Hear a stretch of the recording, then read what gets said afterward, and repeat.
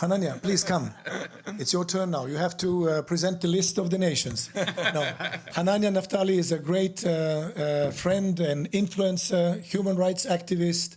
You are doing a great work for Israel. Can you say us what countries are standing with us? I know there's many that are against us, but any that you think that are for us?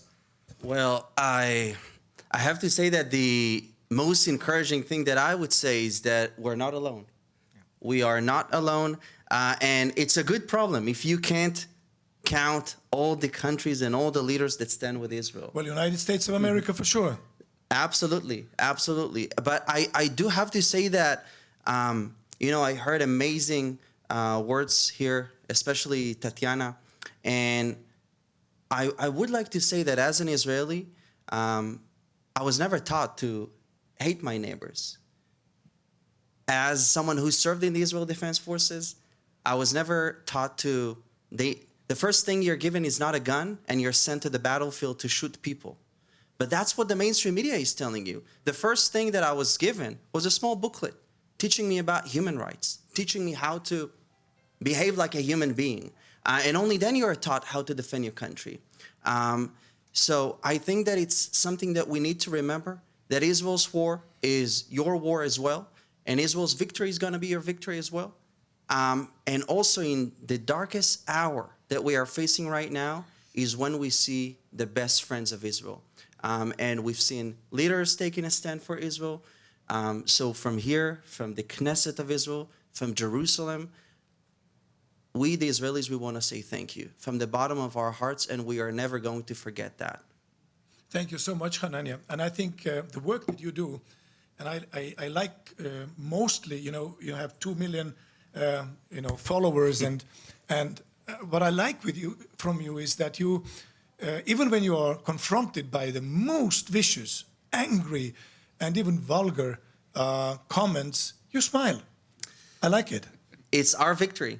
We will not let them erase our smiles, and we will not let them ruin our lives, because our victory is when we make more families, build more homes, expand our communities, because it's our ancestral homeland. We didn't steal anything. It's our homeland. I have nowhere else to go to. So that's our strength. Just as Golda Meir said, that our secret weapon is that we have nowhere else to go.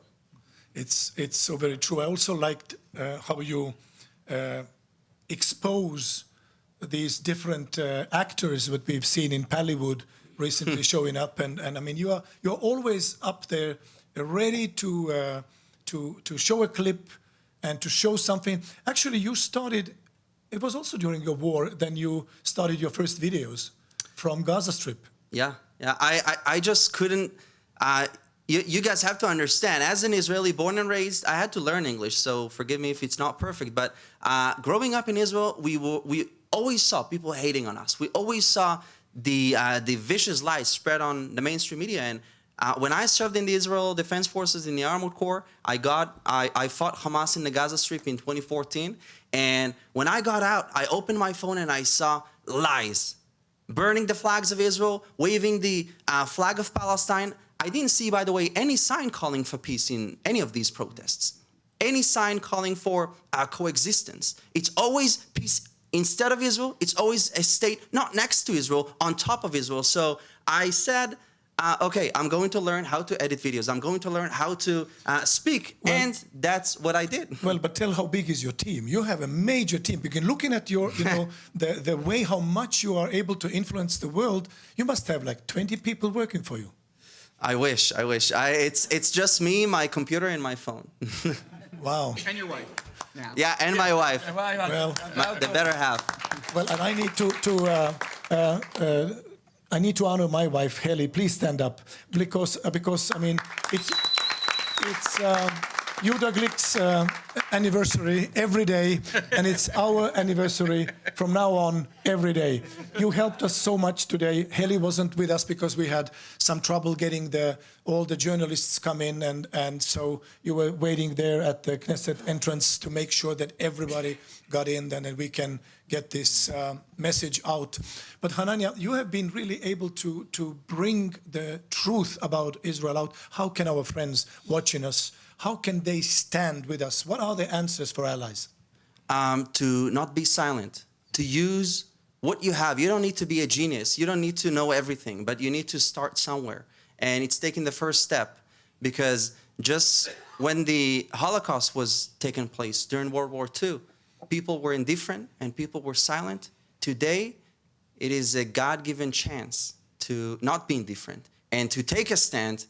Stand on the right side of history, because you will never regret if you are doing the right thing. So that's what I would encourage our friends around the world to not be silent, to speak out, because now they're targeting Israel. You're next if they're not defeated. Thank you so much. So the right side of history would be also the right side of the camera. Yeah. So you should continue doing this. Thank you for doing this, Hananya, Thank you. and I really appreciate it.